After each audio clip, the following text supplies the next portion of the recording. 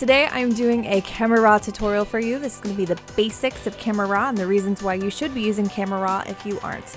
Ignore the really crappy quality. I'm using my webcam because I wanted to edit everything live. I just wanted a really raw, excuse the pun, tutorial that's not like super overly edited and it's like easy to follow and hopefully really quick. I keep recording this and it happens to be over 10 minutes every single time. I'm gonna try and make it really quick and easy this like 50th time I'm recording it. So just keep up with me, okay, if you can. I apologize in advance if you can. Let's get started. So here we have a photo I took a couple of days ago. I'm going to throw up a slide of the finished edited product. You can't achieve this kind of editing in Camera Raw, but you can start with the base for this editing. So in Camera Raw, you have basic settings that really, here's your menu tab. As far as navigation goes, menu tab. There you go, done. We're gonna move all the way across the menu tab, and I'm only gonna touch on the ones that I use that are just like the bare minimum, bare basics of Camera Raw. So the basics here are you can change the white balance. You can also do that in your camera. All of these settings, at least like when it comes to white balance and some other settings I'm going to show you, you can actually set in your camera.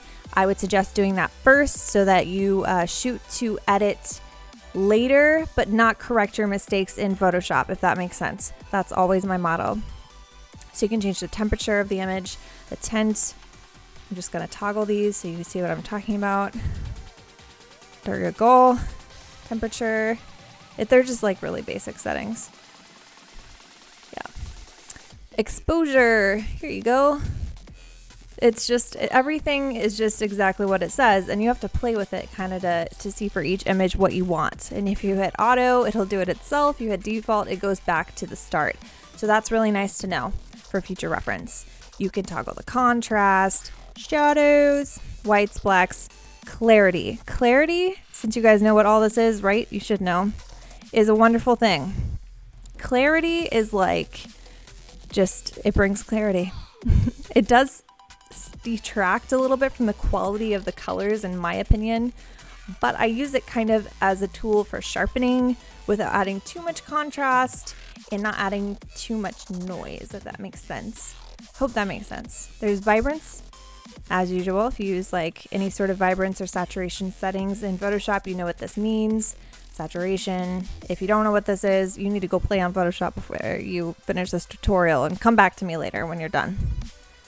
Or go watch like a Photoshop basics tutorial, which I actually have, and I'll link below for you. Okay, sharpening. Why I love Camera Raw sharpening? Because it sharpens the image, and I mean, like it sharpens, like it's real good. Like you want to use this before you even go to unsharpen mask in Photoshop, because I know what you're thinking. You're gonna go to unsharpen masks, since I can pronounce it, in Photoshop, and you're going to use that instead. No, use the sharpening, please.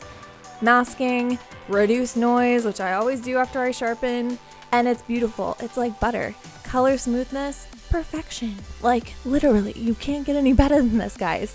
Please use the detail tab and go to sharpening, and then reduce any noise that you created from sharpening. Basically, there you go. Done. Rather than going to the filter section of Photoshop and using reduce noise, which takes away all the detail from your photo if you don't do it right. It's more tedious. So here we have the hue, saturation, and luminance. If you go to convert to grayscale, you will go black and white, just so you know, in case you didn't, in case it wasn't completely obvious to you.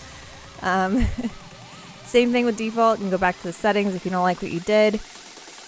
This luminance is what it is, you know, you make the colors that you choose lighter. That's what I love about this. Everything is so specific to each color, each detail. That's Camera Raw is just, it's freaking wonderful. Okay, I'm moving on. You can saturate certain colors more than others, which I love. And I use this like it's my life, like it really is. So whenever I made the finished image for this, in the midst of creating the base image, in Camera Raw, I changed a lot of the greens to like more cool tones because I wanted to set it up for a turquoisey, grassy, magical background for the future. So there you go. Done with that. Hue, same thing. You can make it a cooler or a warmer tone depending on which color you're choosing. And you got to play with that as well. So it's all very easy. We're going to move on to split toning. It's the same thing as in Photoshop, but it's better, in my opinion, in my personal experience. I still use all these Photoshop settings, but Camera Raw, you want to start here. So yeah, like it says, you can change the highlights. It's real nice. Change the hue of the highlights, balance it out, use the shadows, do the same thing. Moving on. Lens corrections. I kind of use this every now and then. I don't really see, I don't have the purpose. I can't even talk right now. The lens corrections, I don't usually need to make them. Done. Moving on.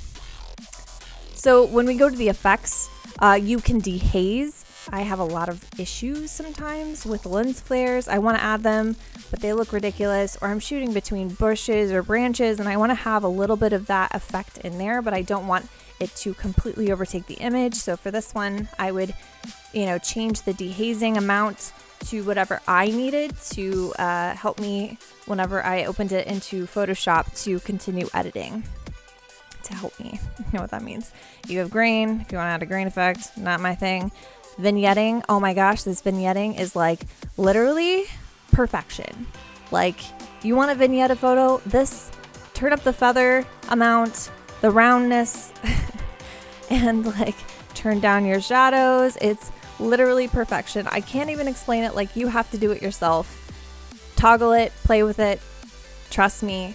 The post-crop vignette is where you need to go for a vignette. Don't look up any other like actions or effects on Photoshop. I would go into Camera Raw and do that. So camera calibration. Again, I would shoot in the mode that you want to shoot when you initially shoot. Don't expect Camera Raw to fix all of your mistakes, although you can.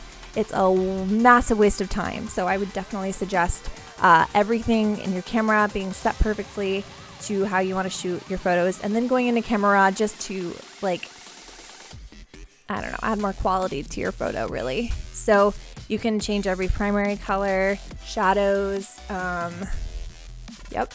So that's it. Really, the Camera Raw is super easy to use. It's a bunch of toggling, a bunch of messing around, seeing what you like, and then getting something down. And that's what presets are for. They're just like actions in Photoshop. You kind of record yourself or record the effects you have on a photo, and then you copy them and you can apply them to future images in Camera Raw. That's it. Easy. Done. So there you go. And you can use that to, like I opened it before. You saw. You're smart. The only other thing I would mention is that when you save it, if you want to save it, rather than hitting done down here where you hit done, it'll save the raw image as it is. And like I said, you can go back to default, click that, and you go back to the original settings of the raw image, or you can just keep it and continue working on it before you save it. But if you do decide to save it and not open it where you go to open image into Photoshop, you will go to format. You can change it to whatever format you want that they have available. You can select the folder to save it in. You can really do everything. I would set it to maximum quality, all that good stuff. Hit save, done. I hope all of this helped you. I hope my face wasn't too close to the screen. It wasn't too crazy looking. If this did help you, please leave a comment or a question if you have any questions or concerns. Also, if you like this video. If you haven't become a part of the Alchemy clan yet, please hit subscribe and do that. We're just a bunch of creeps and weirdos, and we do strange things on my channel. This is a lot less strange than our normal strange, but if you go through my videos, you will see the other strangeness. Anyways, have a wonderful day, afternoon, evening, week, whatever. And as always, do you.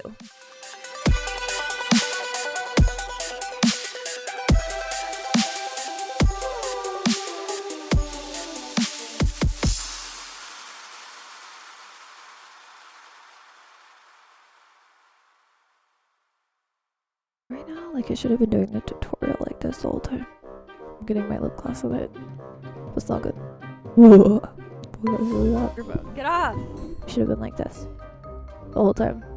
So in Camera Raw, you can adjust the shadows and highlights, and I would definitely suggest upping the contrast because sometimes the images come out very I'm a nerd.